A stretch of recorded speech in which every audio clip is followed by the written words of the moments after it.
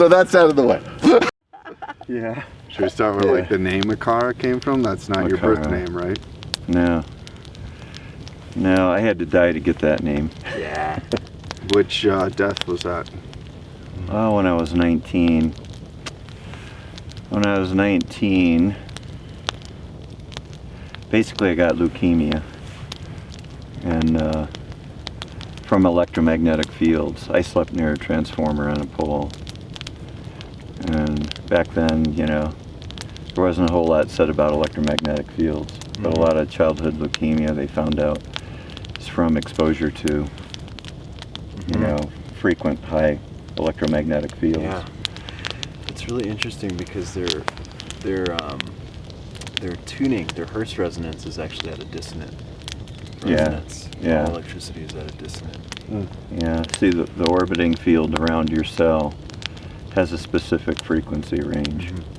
And the 60 cycles per second and coming off of a transformer, let's say on a pole, that's so strong that it overrides and it causes the cell, the electromagnetic, the frequency to go into what's called a dysresonant wobble. And that's actually the electrical potential of the cell. That's the immune system. The cell has an electrical immune system, not just chemical. Vitality resonance. That's Yes, like a homeostasis and beyond. And so I slept, you know, probably for 8 to 10 years, you know, against this wall in my bedroom.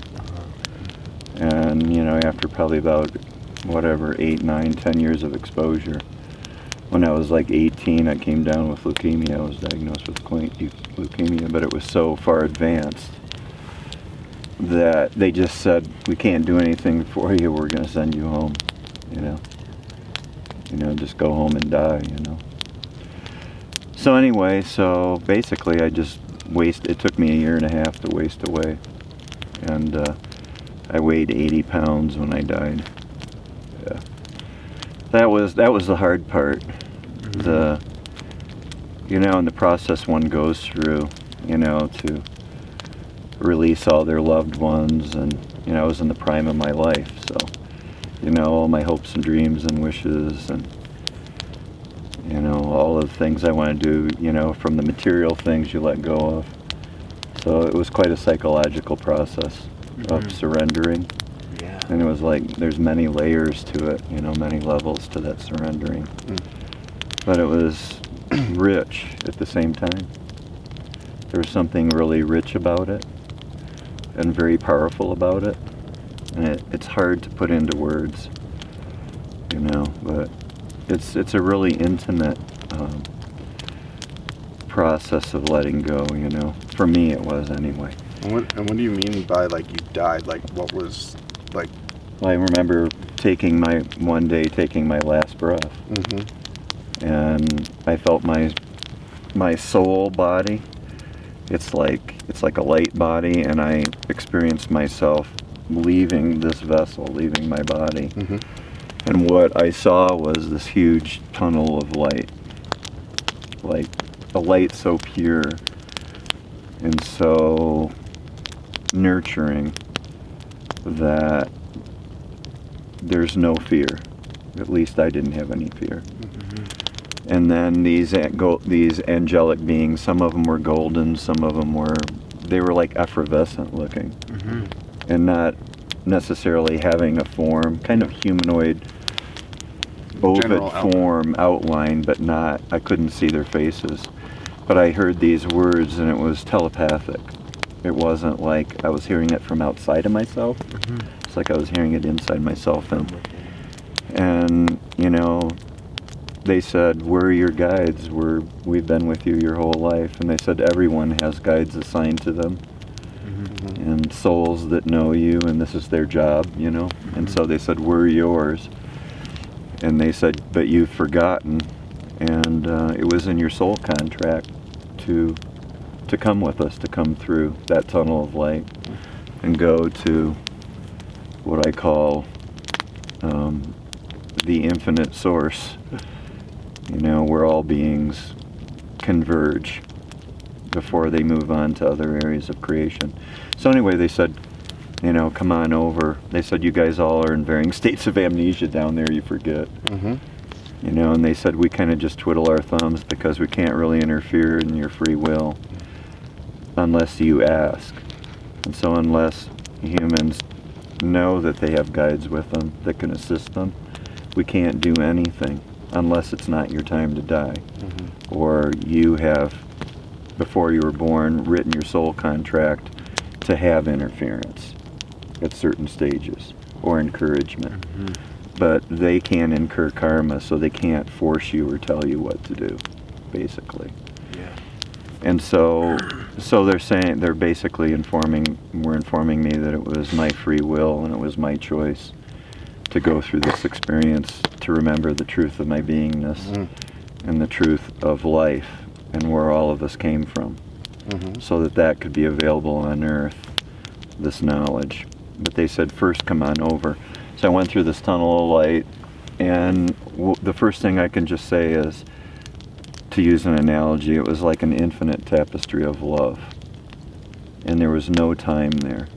And so it was an infinite tapestry of love that went on forever.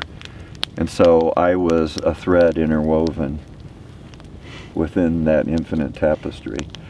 But you're still one with it.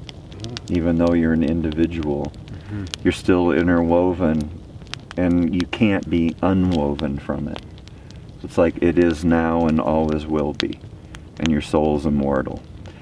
And so anything I wanted to know, I had to slow my thoughts down, because there isn't any time.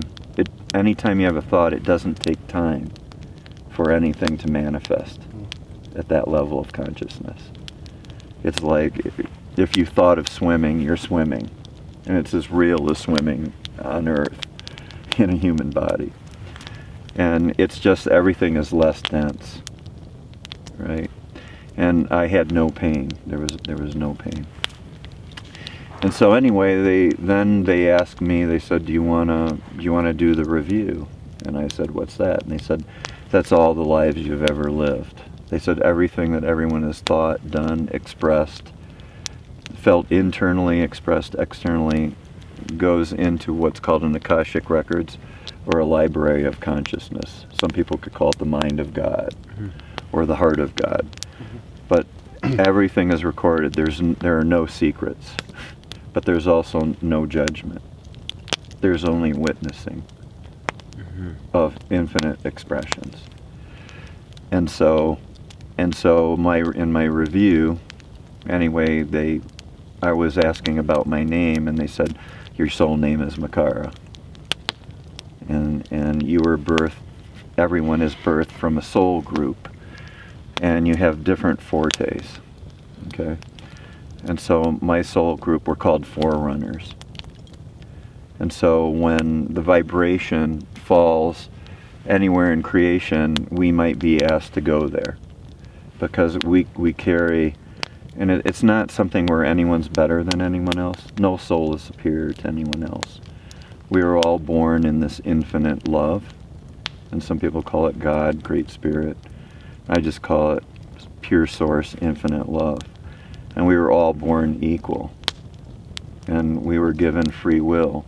And so that free will is what created the diversity in creation, because everyone's thoughts individually and collectively create different creations, can create universes, create worlds, because we are all that one powerful divine love. And so one of my lives was Max Rand in my most recent life, and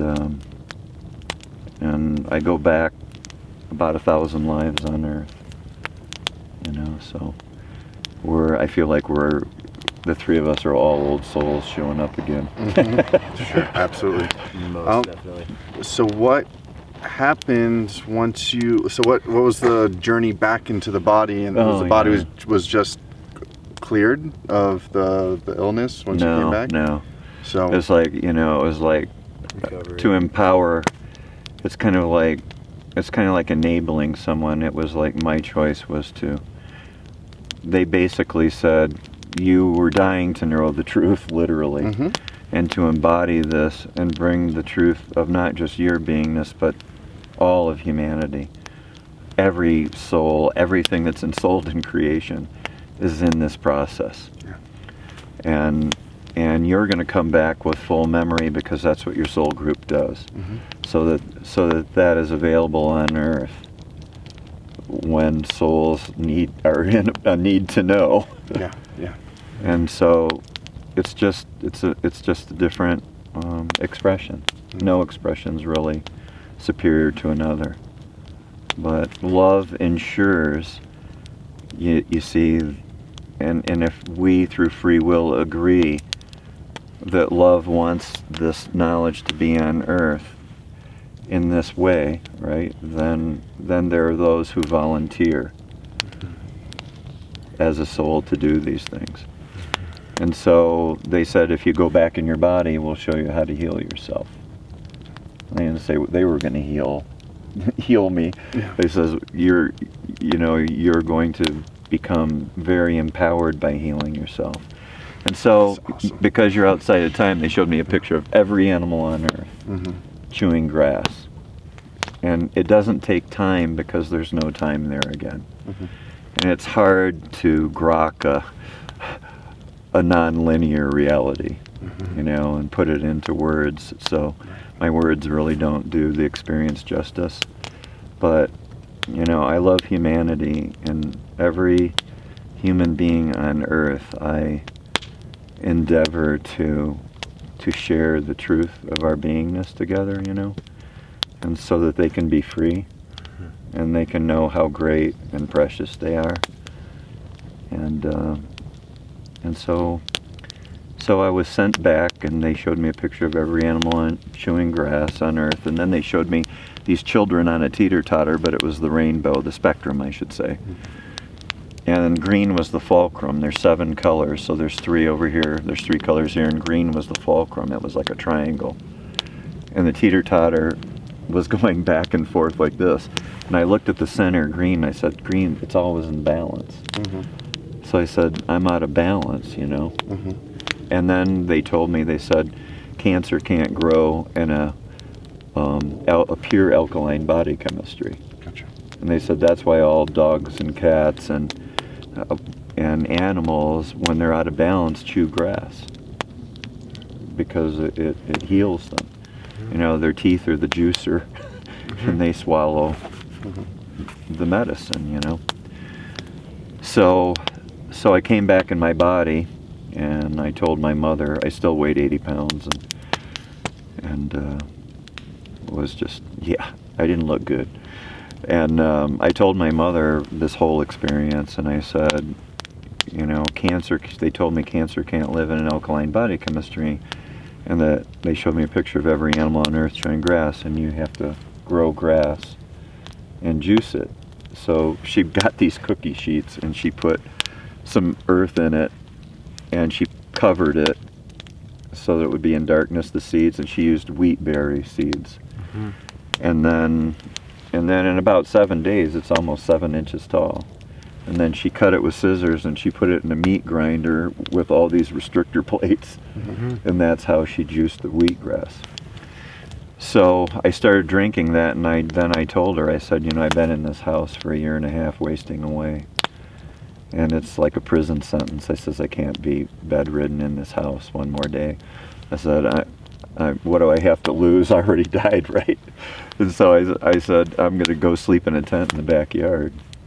And I'm just going to keep drinking shots of wheatgrass juice. Mm-hmm. Until I'm whole again. Mm-hmm.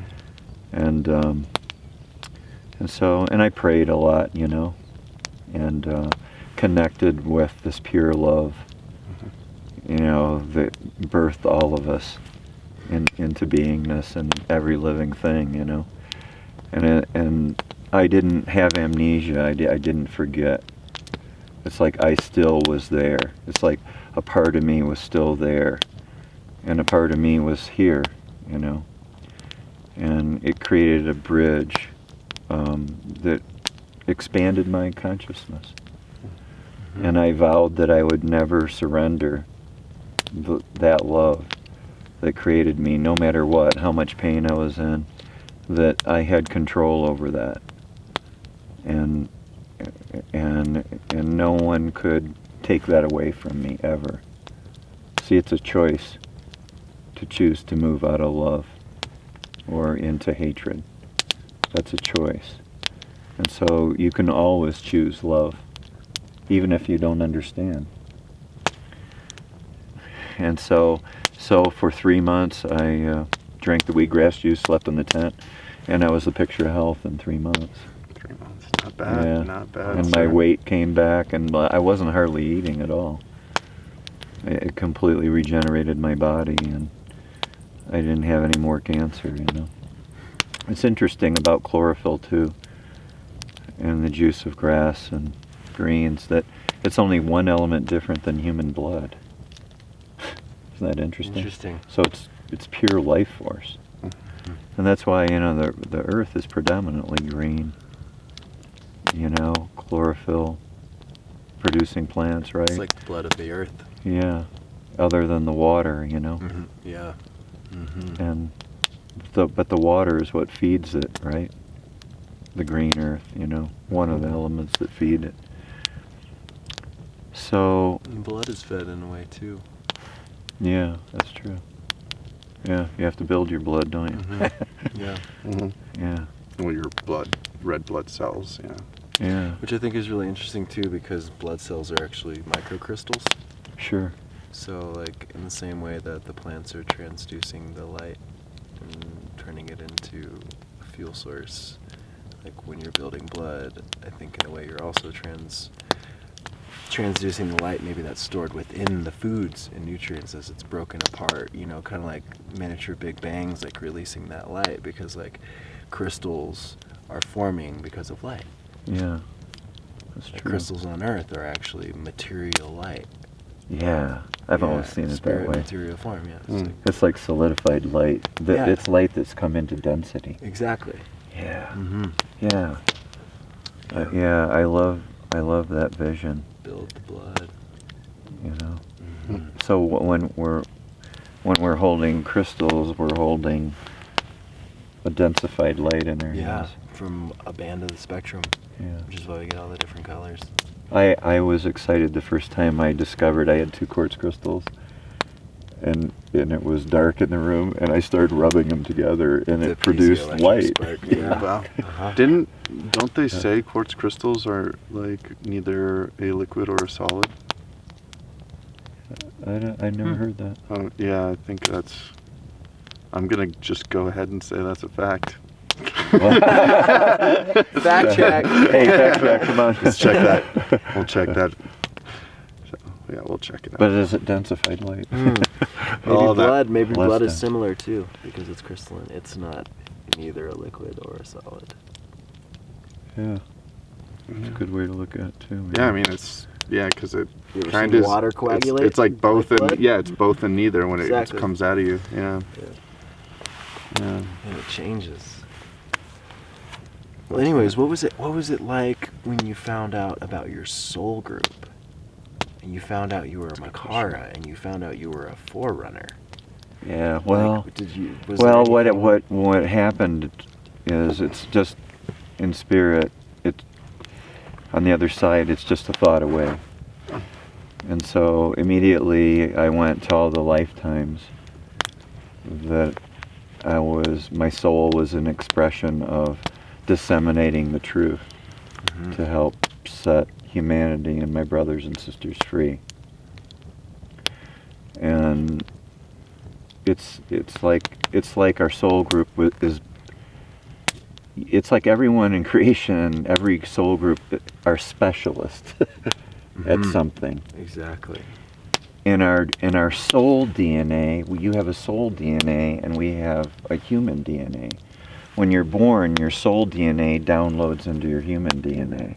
And anything you haven't worked through, traumas, whatever, if something can trigger them, or if it's that lifetime you're going to deal with them. Or it they- arises physically, Yeah, they can right? be Soul triggered. traumas will arise And as it may have physical nothing, yeah, situations and reincarnations. yeah. And it may have nothing to do with anything that happened in this life. Mm-hmm. And weren't you saying that it could also be things that weren't even from this series of lifetimes on Earth? It could be from like a different Other planetary planets. galaxy dimension. Yeah. And are we able to take care of that and address that through this experience? Oh yes, it's Is that always available because it's in your DNA. Mm-hmm.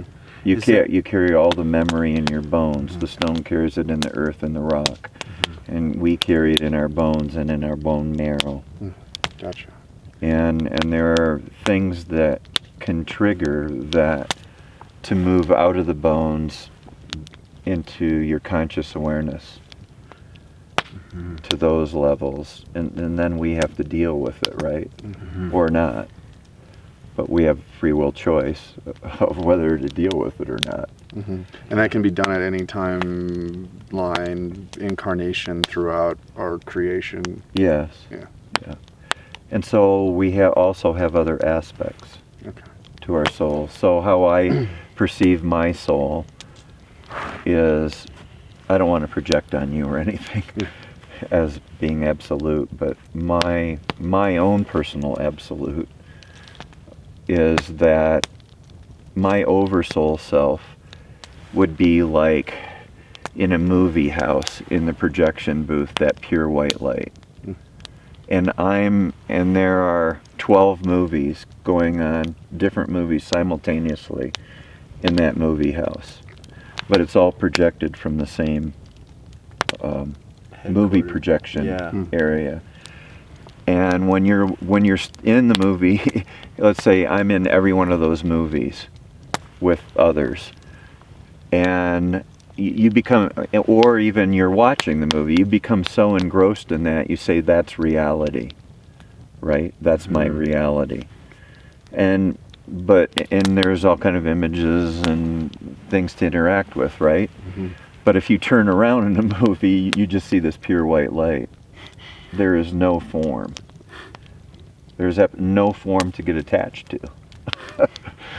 And so let's say then the walls, of amnesia start to fall in that movie house, and the walls come down, and you start being able to see 2 or 3 or 4 other movies simultaneously that you're in, that you are actually living in. Okay, so those, let's say, are your other aspects. So your soul projects different aspects simultaneously, and it can have me on planet Earth, me on Venus, me piloting a starship, all at the same time, to have a multiple soul growth experience simultaneously.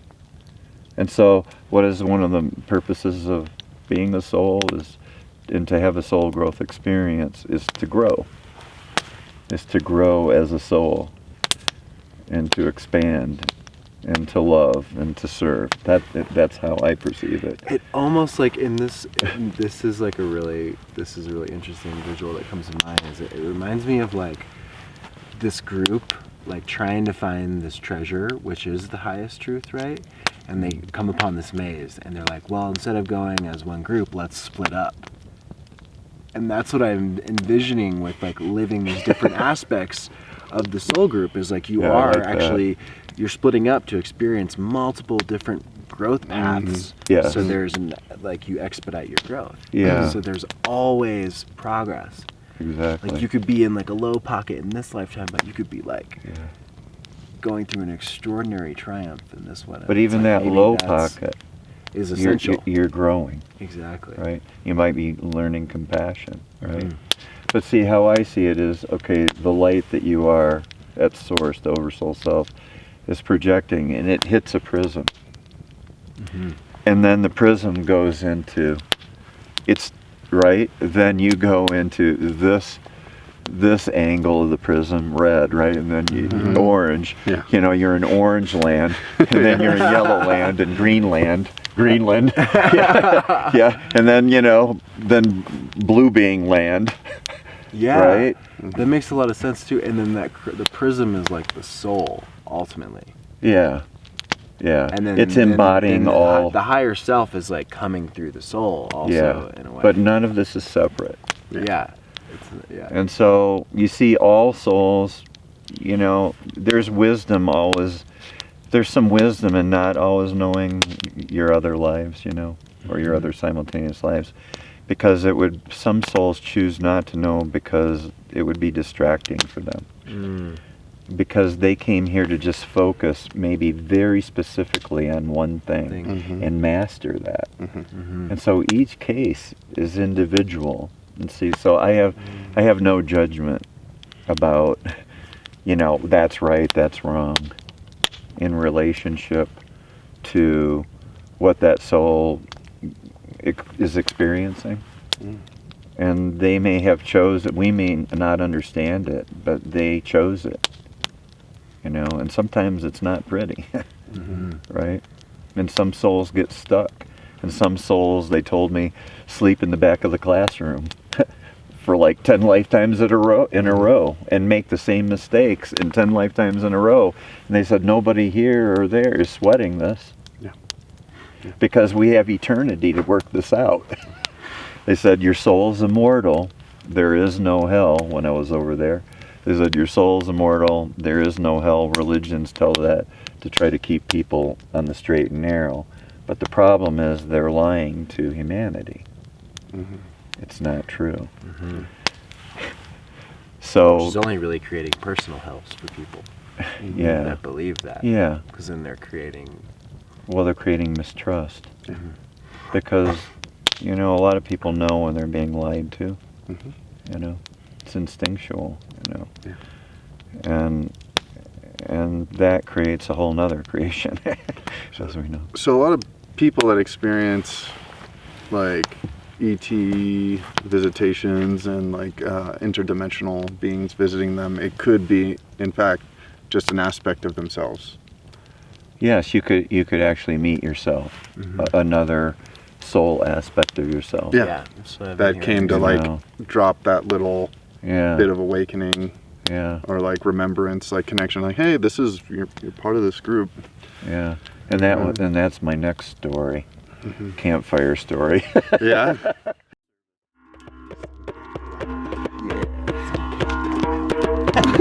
Other than on the drum head. Lay it down. Makara gonna lay it down. Lay it down. Lay it